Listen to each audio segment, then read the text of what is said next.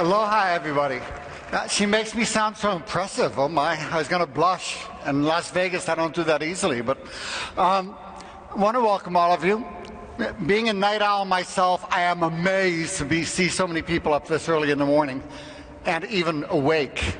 So my kudos to you.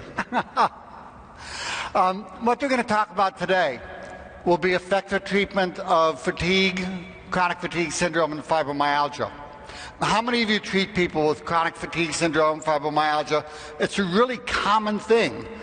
You find that people come, they've seen 8, 10 doctors, they've been told they're crazy, there's nothing wrong with you. It's the old medical thing. I don't know what's wrong with you, so you're crazy. How many times have you heard that from people? They're relieved just to get a diagnosis. It could be cancer, they'd be happy to hear. Just something, so they can wrap their arms around it.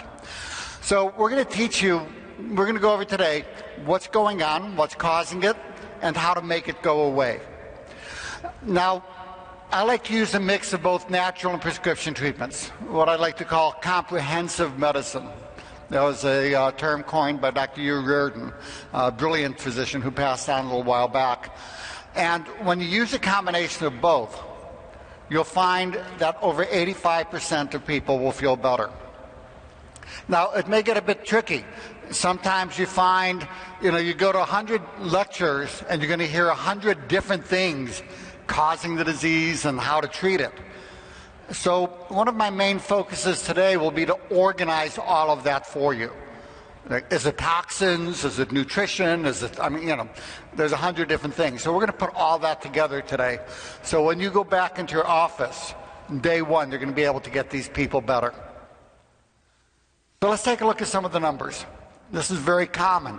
We have 30 to 31% of the adult population complaining of severe persistent chronic fatigue. And that's massive. It's become an epidemic. We have about 6 to 24 million Americans with fibromyalgia and chronic fatigue syndrome related illness, and only 15% of them have been given the correct diagnosis.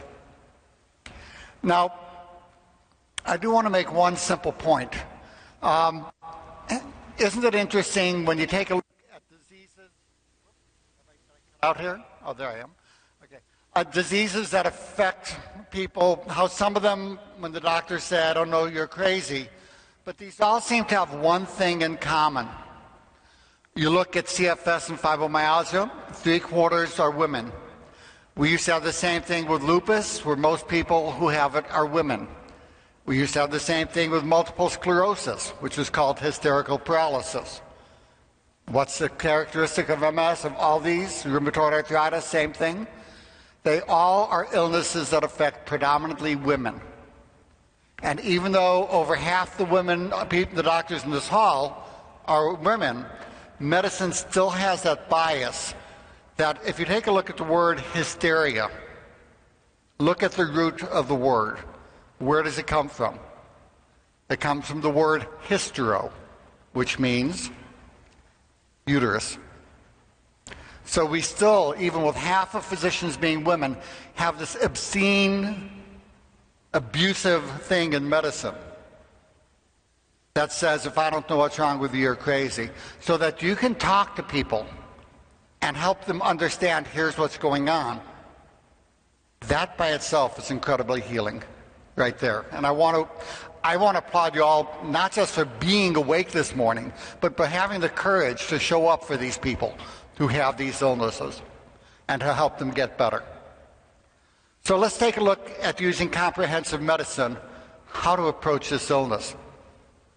We're going to talk about research, our published placebo-controlled study, treating tens of thousands of people, show that 85% of people with these illnesses can get their lives back with the treatment we're going to talk about today. And these are very severely ill people. So let's start with the basics. How do you tell if somebody has chronic fatigue syndrome or fibromyalgia?